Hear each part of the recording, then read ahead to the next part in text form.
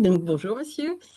Bonjour Moi, je madame. suis la présidente de Saumur Temps Libre et vraiment, je trouve ça formidable que la ville ait pu mettre en place ce forum virtuel pour aider à reprendre pied dans la vraie vie. Donc, effectivement, je représente Saumur Temps Libre. Je ne sais pas si vous en avez entendu parler. C'est une association, ça fait partie des universités Interage. C'est une association qui fonctionne sur Saumur depuis 25 ans et d'ailleurs, cette année, on va fêter le 25e anniversaire en octobre, avec une conférence toute spéciale.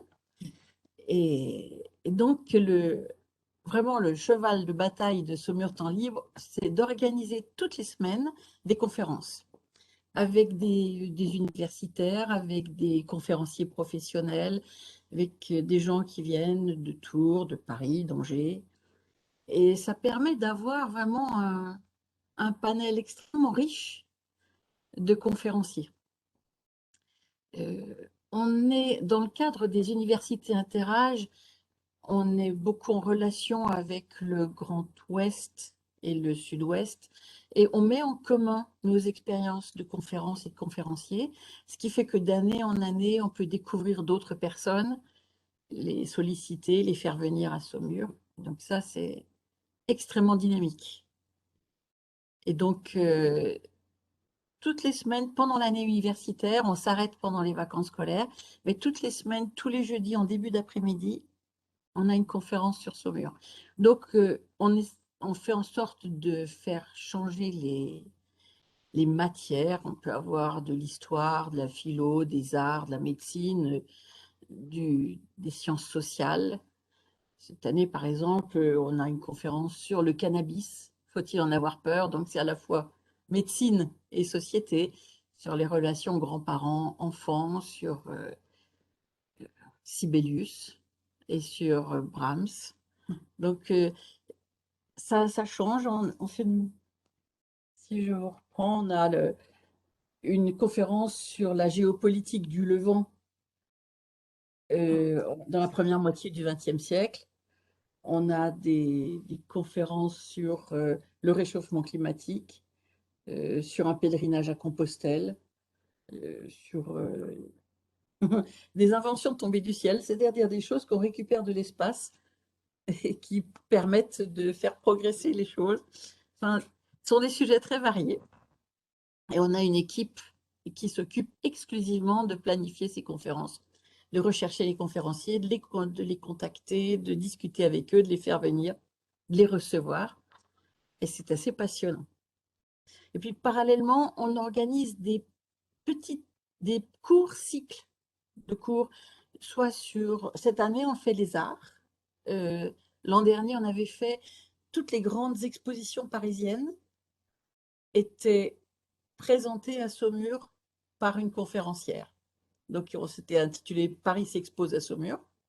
Et on avait des conférences sur Zawuki, sur le Caravage, enfin les grandes expositions qui ont eu lieu.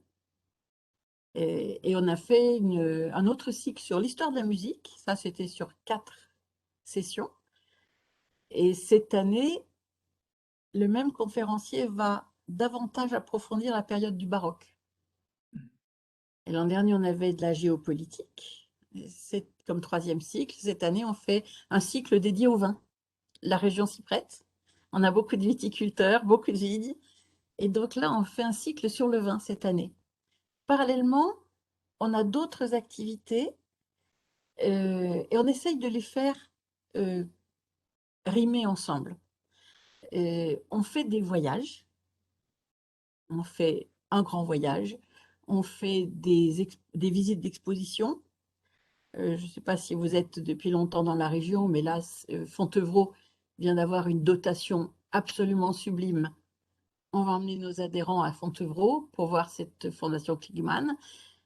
Et à chaque fois, là, on aura des guides, pas interprètes, des guides conférenciers. On va visiter une fabrique, on va visiter Tours et le centre d'art contemporain de Tours. On va visiter le château de Séran et l'île de Béhuard, qui est aussi un endroit absolument ravissant du coin.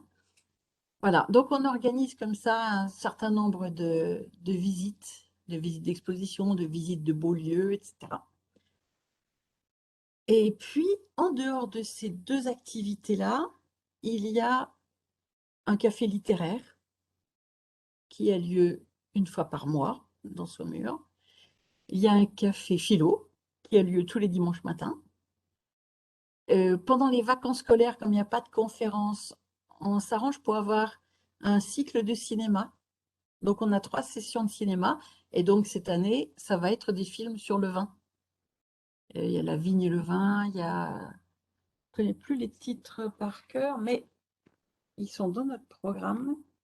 Ce qui nous lie de Clapiche, Ligne de vie de Thierry Pouget et Vino Business, qui est un documentaire. Et puis on organise, puisque les concerts, les orchestres, l'Orchestre national des Pays de Loire donne des concerts souvent le dimanche après-midi, on en sélectionne un certain nombre et on organise le rassemblement des adhérents qui sont intéressés, leur transport à Angers en car, on prend leur abonnement et on les ramène. Donc ça, 4 fois dans l'année. Donc ça vous donne un peu le type de panel de choses qu'on fait. On n'est pas du tout opposé à diversifier, mais bon, pour l'instant, c'est ça. Donc il est certain que nos adhérents sont en grande partie des retraités pour pouvoir être disponibles le jeudi après-midi. Ceci dit, on est en train d'étudier comment pouvoir exporter encore davantage les choses. Pourquoi ne pas permettre à des gens valides dans des EHPAD, enfin valides, qui pourraient l'apprécier, dans des EHPAD ou dans certaines écoles, comme on fait pas mal de géopolitique et d'histoire, pourquoi ne pas voir ça en partenariat avec les professeurs pour pouvoir les faire profiter de choses qui soient plus spécifiques. L'an dernier, on avait accueilli le président de l'UE, qui était celui qui était là en première moitié d'année, qui vient d'un ancien pays ottoman, un pays qui est très joli, très touristique actuellement, je ne sais plus. On a accueilli ce, ce président de cette république-là. Et du coup, on avait fait venir les lycéens de Duplessis-Mornay qui avaient travaillé le sujet avec leurs profs pendant l'année. Voilà, donc ça, c'est en gros les activités de Saumur Temps Libre. On est toujours à l'affût s'il y a des propositions, des idées pour être encore plus dynamique. Mais tel quel, ça nous occupe déjà très bien. J'imagine, oui, j'imagine bien. Donc, je ne sais pas si ça répond un petit peu à votre désir de comprendre mieux ce que nous faisions ou si vous avez des questions par Alors, rapport à ça. tout à fait. Alors, ça répond bien à mon désir de vous connaître un peu mieux.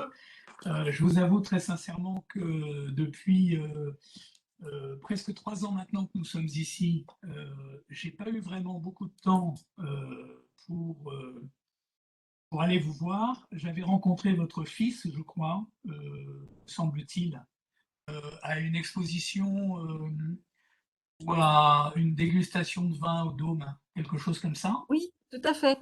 Voilà. Vous avez Et vu puis, Paul. Et peut-être mon mari aussi, je ne sais pas. je lui avais dit que je voulais vous voir, mais entre-temps, je suis parti 1 an à Luxembourg pour travailler au bénéfice de la population et du gouvernement luxembourgeois. Et donc, je ne suis revenu qu'au mois de juin. Et les vacances passées, eh bien, voilà, je replonge dans Saumur pour m'intéresser à quelques associations, dont la vôtre, dont je vous avoue, enfin, je vous avoue bien volontiers qu'elle est très, très, très intéressante. Et je pense qu'elle est capitale dans une ville comme Saumur, en termes de portée culturelle et de transmission du savoir et d'intérêt pour un certain nombre de gens. Bien sûr, je connais bien le principe de l'université du temps libre ou l'université interage, puisque j'avais proposé mes services à l'université de La Rochelle sur un cycle de Oui. conférences, dont je vous parlerai après, qui n'avait pas pu se faire pour des raisons de sensibilité un petit peu du recteur et des organisateurs, mais je vais vous en parler, puis vous me direz ce que vous en pensez. Euh, mais voilà, c'est quelque chose qui m'intéresse à la fois en tant qu'auditeur, bien sûr, et puis pourquoi pas en tant que conférencier ou pour participer effectivement à la réflexion en termes de conférences. Euh, Ce qui m'intéresse bien, c'est que vous ayez parlé de géopolitique. Alors pour faire très court, je suis conférencier et je donne des conférences. J'en ai donné une à Saumur à l'hôtel du commandement d'école de cavalerie il y a 2 mois, un petit peu avant l'été, là, 3 mois Mhm. maintenant, sur les problématiques d'Israël et en termes extrêmement globaux et sur l'histoire un petit peu du peuple juif. Pourquoi je donne ces conférences? Parce que j'ai eu la chance d'être d'abord de suivre un cursus universitaire en Israël dans le cadre d'un échange entre l'armée française et l'armée israélienne lorsque j'étais militaire. Et donc j'ai obtenu un master en sciences politiques à l'université d'Haïfa en Israël sur le monde proche-oriental en particulier. Et puis, j'ai bénéficié d'une année comme auditeur à l'école, au Collège national de défense israélien, qui est en fait un collège de hauts fonctionnaires, bien sûr des militaires, mais aussi beaucoup de diplomates et quelques membres des ministères. Euh, et puis, un peu l'équivalent de notre Institut des hautes études de défense nationale. Voilà. Et puis, j'ai été 3 ans comme attaché de défense à l'ambassade de France en Israël. Voilà. Ce qui m'a permis non seulement d'étudier vraiment de façon approfondie les problématiques israéliennes et, et parce que ça m'intéresse et ça me passionne vraiment, d'aller vraiment au-delà et d'étudier un petit peu ou de faire des focus sur des problématiques, enfin les problématiques, les questions touchant à l'histoire du peuple juif et depuis la haute antiquité, hein, grosso modo, depuis la Bible jusqu'à nos jours. Voilà. Et c'est la raison pour laquelle, au-delà de l'intérêt que j'aurais à intégrer votre association en tant qu'auditeur, parce que je trouve que ce que vous faites est vraiment extrêmement passionnant et, euh, et c'est vrai qu'avec l'emploi du temps qu'on a, on n'a pas forcément toujours le loisir de pouvoir le jeudi après-midi assister à tout, mais j'imagine que vous n'avez pas forcément vous-même la totalité de vos adhérents tous les jeudis après-midi, hein, bien Clairement, évidemment. non. Voilà, bien évidemment.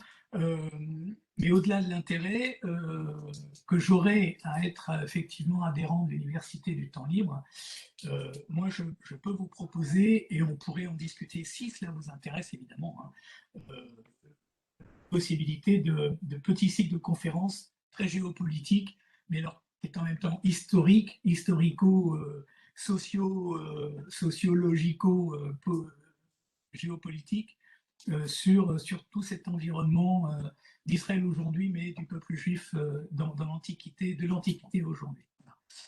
Ça, c'est une première chose. J'avais des questions. Combien vous avez d'adhérents aujourd'hui et quel est le volume du public que vous avez euh, dans vos conférences hebdomadaires? Mhm. Alors, nos conférences hebdomadaires, on a une jauge, puisque c'est le terme très à la mode, de 200 personnes quand on peut les faire à la chambre de commerce, c'est-à-dire dans l'amphi du CFA, près du Toué, près de la Oui, oui, piscine, très vous bien. voyez où c'est. Oui, Et très quand très bien. on Oui. ne peut pas les faire au CFA, le lycée du Plessis-Mornay nous accueille dans son amphi. Et là, on peut avoir 150 personnes. En D'accord. termes de nombre d'adhérents, avant la pandémie, on en avait 343.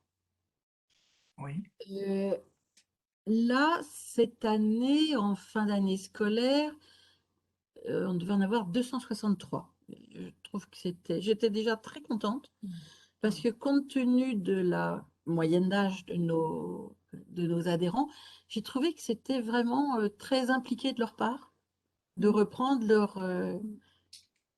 leur fidélité à ce mur temps libre d'année en année. L'an dernier, j'ai réussi finalement à convaincre pas mal de conférenciers à passer en visioconférence, ce qui n'était pas le cas après le premier confinement. Oui, bien sûr. Ils ont tous dit non, non, non, non, non. Quand Ben, ils ont vu la manière dont se passait la rentrée de l'an dernier, ils ont commencé à réfléchir.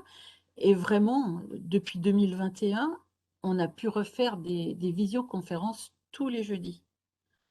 Et je trouvais ça assez extraordinaire comme changement de position de leur part. Et encore plus extraordinaire de voir que nos adhérents, il y en a beaucoup qui s'y sont mis. Alors que beaucoup ont peur de pas. Vous savez bien ce qui c'est quand on est sorti du monde du travail, on a toujours peur de ne plus être à la hauteur. Le monde informatique n'était pas forcément la génération concernée, etc. Et là-dessus, il y en a en tout cas une bonne centaine qui se sont connectés, pas forcément très régulièrement, mais on a vu qu'il y avait une bonne centaine d'adhérents différents qui s'étaient connectés à nos différents événements. J'ai trouvé ça remarquable. Surtout, justement, on est très en rapport avec l'UTL de La Rochelle, avec tout ce bassin-là, où il y a des UTL qui sont vraiment en stand-by, qui ne font plus rien depuis mars là, 2020. oui, oui, oui, bien sûr. Ben, évidemment, ça peut se concevoir parce que, comme vous le disiez, le public principal de vos conférences, c'est plutôt des gens qui sont, pour une partie d'entre eux, pas forcément à l'aise avec les outils numériques. Et donc, oui, forcément c'est pénalisant. Vous reprenez de toute façon vos conférences en présence physique Oui. en ce moment ou vous l'avez prévu à une date particulière? Non, on reprend le premier jeudi d'octobre, c'est-à-dire le 7 octobre. Ah, très bien. En présence physique, hein, En réelle. présence physique. D'accord. Bon, c'est super bien. Donc Euh, ça nous a fait effectivement, du coup, on a évolué, hein, on s'est modernisé, on est passé sur un terminal de paiement, on a une association qui est l'OASO par laquelle on peut aussi prendre les adhésions, prendre les ouais, tickets d'entrée. ouais. Euh, Il y a plein de choses que du coup, ça nous a boosté pour actualiser un petit peu notre manière de faire. Et c'était passionnant en soi, hein. Bien sûr, non mais bien sûr.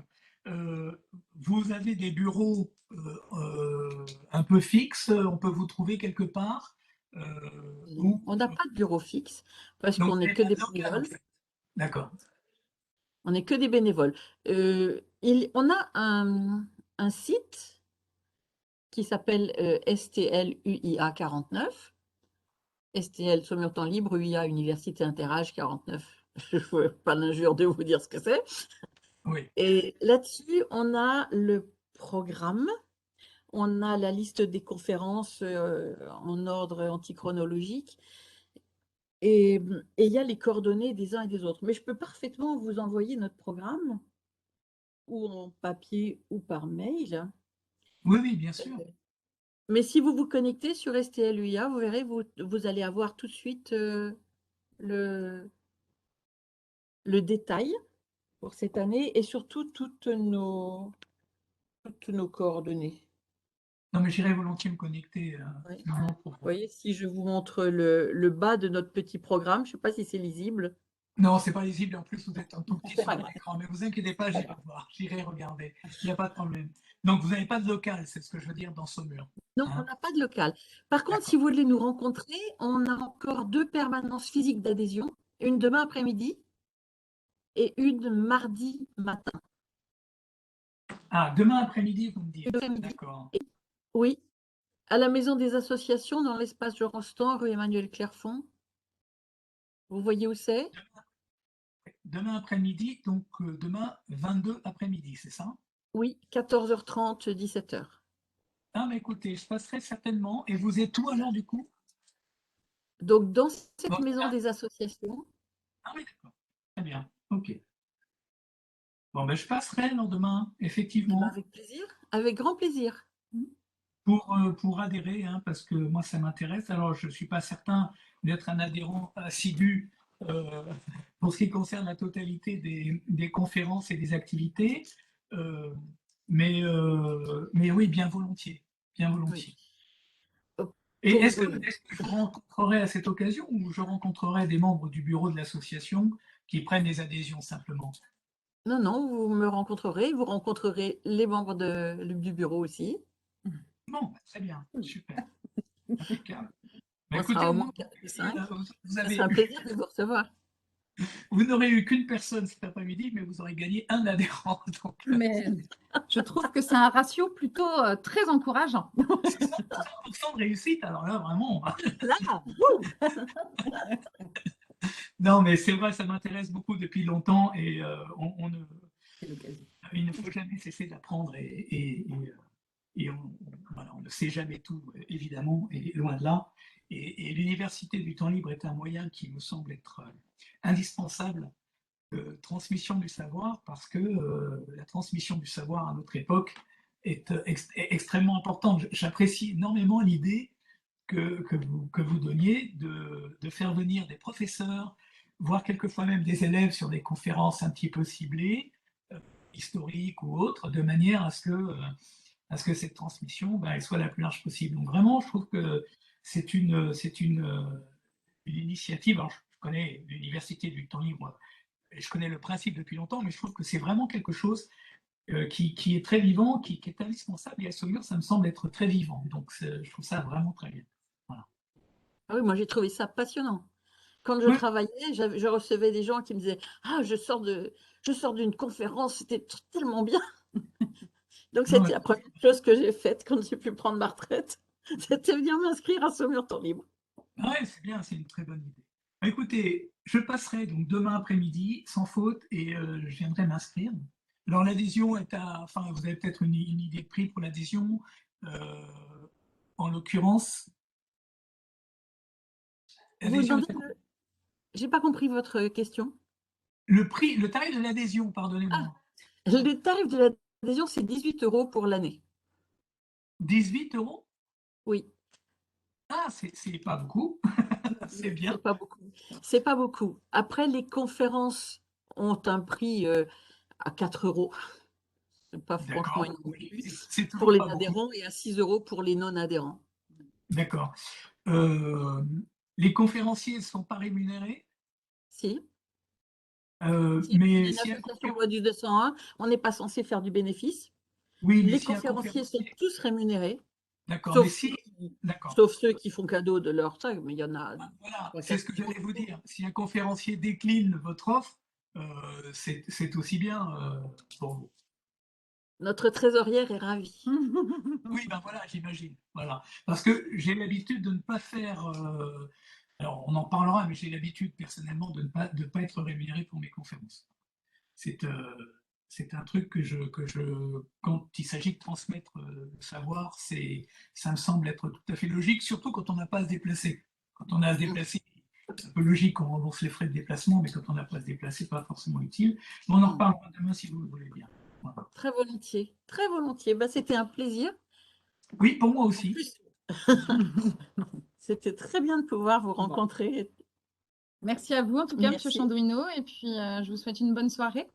Merci infiniment, à vous également. Et puis voilà, j'espère que vous aurez un peu plus de monde que, que, Ah bah, que moi cet après-midi pour ah bah dans oui, votre c'est évident. association. Voilà, dans votre association. Très bien. Merci Eh à vous, ben, mesdames. très bonne soirée, à demain. Au Exactement, revoir. merci. Au revoir. Au revoir.